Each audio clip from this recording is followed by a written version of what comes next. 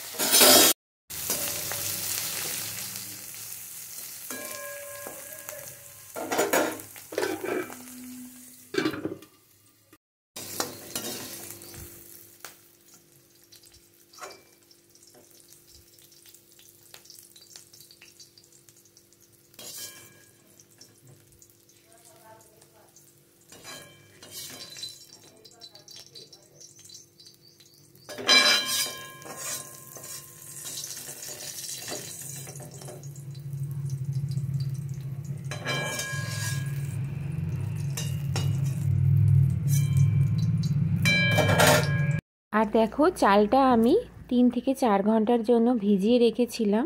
সেই চালটা এখন আমি এবারে ভাতের জন্য ফ্রাইড রাইসটা রেডি করব। তো এটা হচ্ছে আতপ চাল, যেটাকে ফ্রাইড রাইসের বা বিরিয়ানির চাল বললে তোমরা দোকানে পাবে। তো এখন আমি একটা হাঁড়ি বসিয়ে দিয়েছি, তার মধ্যে জল দিয়েছি পরিমাণ মতো। আর লবণটা আমি অনেকটাই দিচ্ছি, কারণ বন্ধুরা লবণটা জলের মধ্যে যতটাই দেওয়া হবে চাল কিন্তু ততটাই টানবে, আলাদা করে আর লবণ দিতে লাগে না যদি পরিমাণটা ঠিক থাকে। আর দিয়ে দিলাম গোটা গরম মশলা আর একটা তেজপাতা, সামান্য সাদা তেল, যাতে ভাতটা একটার সাথে একটা জড়িয়ে নেওয়া যায়। আর এটা কিন্তু বন্ধুরা খুব ঝরঝরেভাবে ভাতটা করার জন্য দেখো জলটা আমি ফুটিয়ে নিয়েছি। এখন জলটা ভালো করে ছেঁকে আমি চালগুলো দিয়ে নিলাম। প্রায় 15 থেকে 20 মিনিট আমি একটু ফুটিয়ে নিয়েছি জলটা বেশি গরম করে। তারপরে জলটা ছেঁকে এই চালগুলো আমি ওর মধ্যে দিয়ে নিচ্ছি। চালটা ভালো করে ধোয়ার পরেও চালের মধ্যে একটা সাদা অংশ থাকে, যেটা একটার সাথে একটা ভাত জড়িয়ে গেলে সেটা প্রবলেম হবে। তো সেই জন্য আমি দেখো এরকম ছাঁকনির সাহায্যে ছেঁকে দিচ্ছি।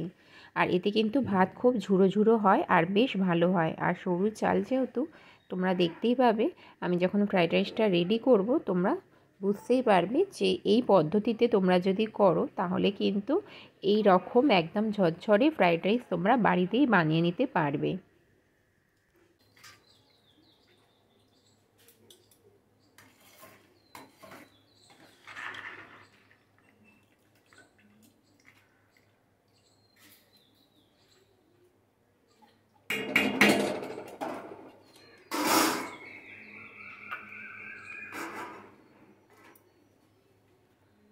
তো দেখো, আমি একটা ঢাকনা দিয়ে ঢাকাও দিয়ে দিয়েছিলাম।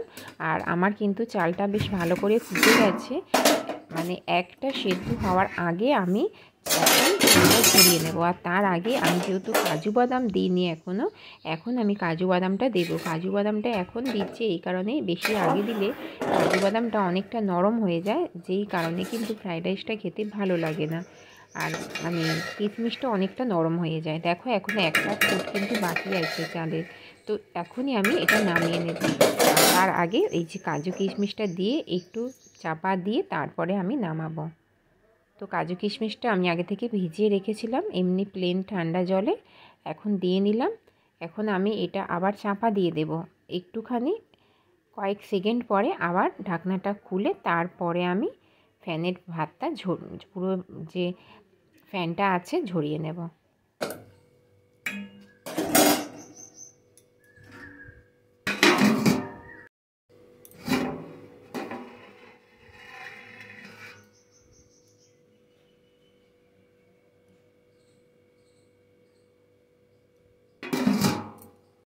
তো দেখো ফ্যানটা ঝরিয়ে নিয়ে তারপরে আমি ঢাকনা দিয়ে ঢাকাই দিয়ে রেখে দিয়েছিলাম প্রায় অনেকক্ষণ, প্রায় 1 ঘন্টা আমি একদম ঢাকনাটা আর খুলিনি। আর সেই কারণেই দেখো ভেতরে ভাতগুলো একদম ঝরঝরে হয়ে গেছে দোকানের মতন। এখন আমি এই পর্যায়ে ঘি দিয়ে দিলাম।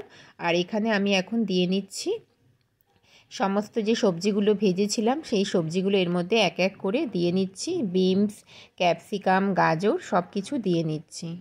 আর আমি অফ ক্যামেরাতে জায়ফল আর চিনি একসাথে মিক্সি করেছিলাম, সেটাও আমি এর মধ্যে বন্ধুরা দিয়ে নিয়েছি। সব কিছু ভালো করে মিক্স করে নিয়েছি।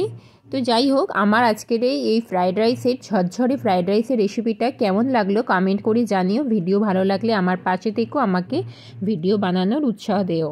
তোমাদের একটা লাইক কমেন্টে আমি ভিডিও বানানোর উৎসাহ পাই। তো চলো বন্ধুরা, আজকের মতো ভিডিওটা এখানেই শেষ করলাম। তোমাদের সাথে দেখা হবে নেক্সট আবার কোনো ভিডিওতে। টাটা।